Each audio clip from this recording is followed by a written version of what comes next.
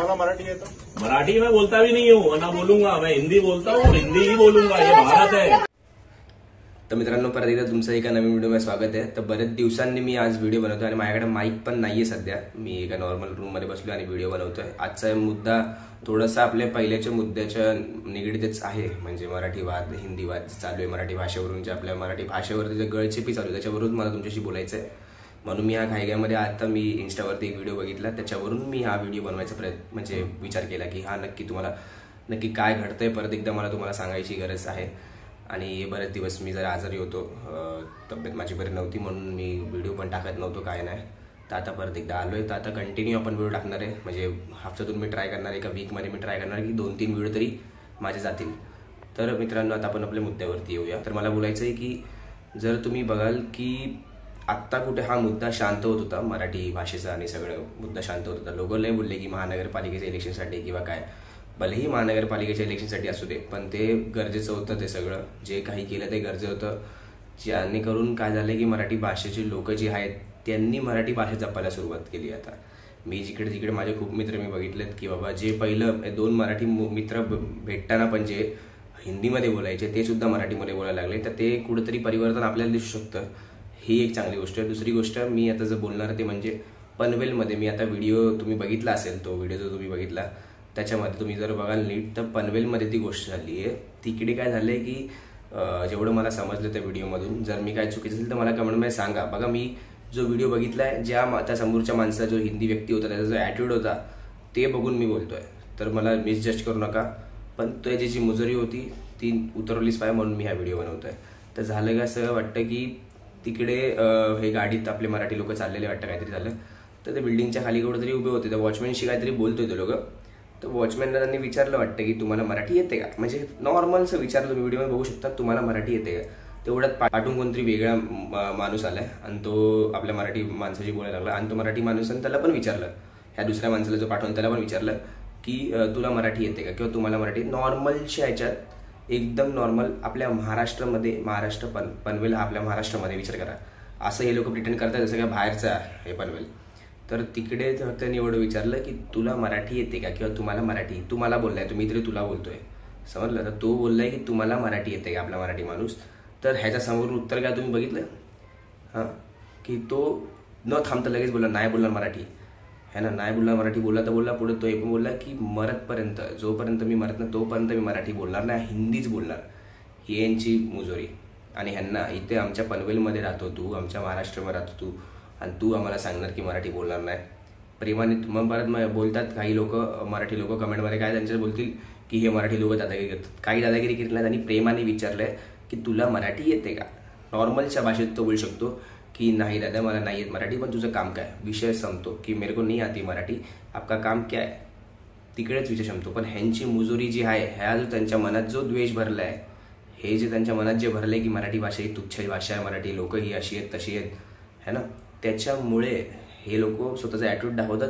आणि स्वतःचा, तुम्ही काय बापाचा महाराष्ट्र तुमच्या, तुम्ही जे समजतात असं। आणि आमच्या मराठी लोकांना तो बिचारा फक्त नॉर्मली बोलला आणि त्यात तुम्ही त्याच्यावर दादागिरी दाखवते। आणि परत मग असं हे हिंदी न्यूज मीडियाला काय चालू होतील, हिंदी न्यूज मीडियाला काय चालू होतील की बाबा मराठी लोक परत मुजोरी करायला लागले, किंवा मराठी लोक परत दादागिरी करायला लागले।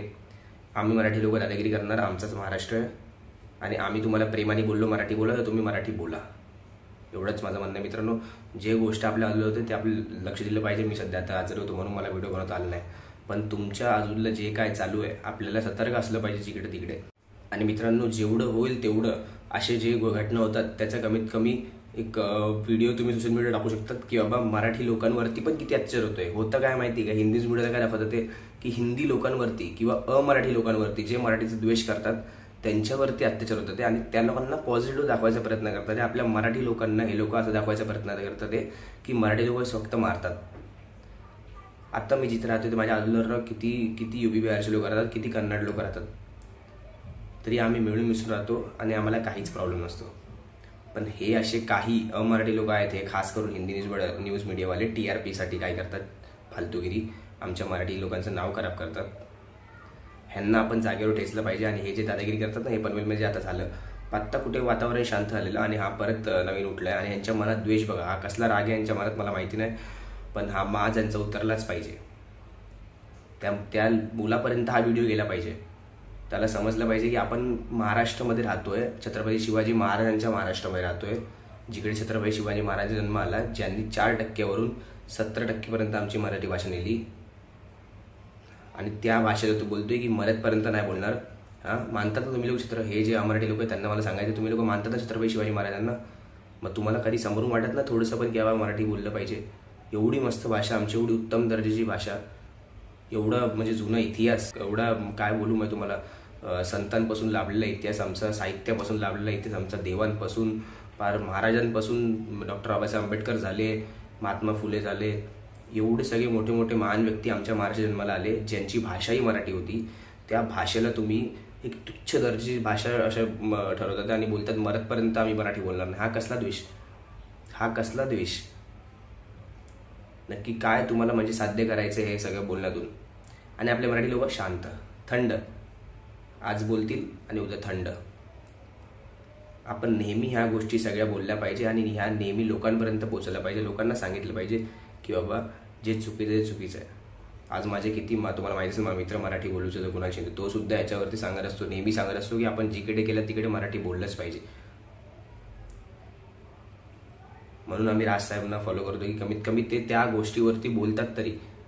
अजून किती नेते आहेत, अजून मुख्यमंत्री, आपले महाराष्ट्राचे मुख्यमंत्री सुद्धा असे कधी या विषयांवर कधी हे नाही करत. पण आपलं काय होतात, एक साधा नेता जो सत्तेसुद्धा नाही आहे, विचार करा, साधा तर नाही ते, म्हणजे आमच्या हिशोबात ते साधे नाही, त्यांचे विचार त्यांचे सगळे ते म्हणजे ते वेगळेच आहेत.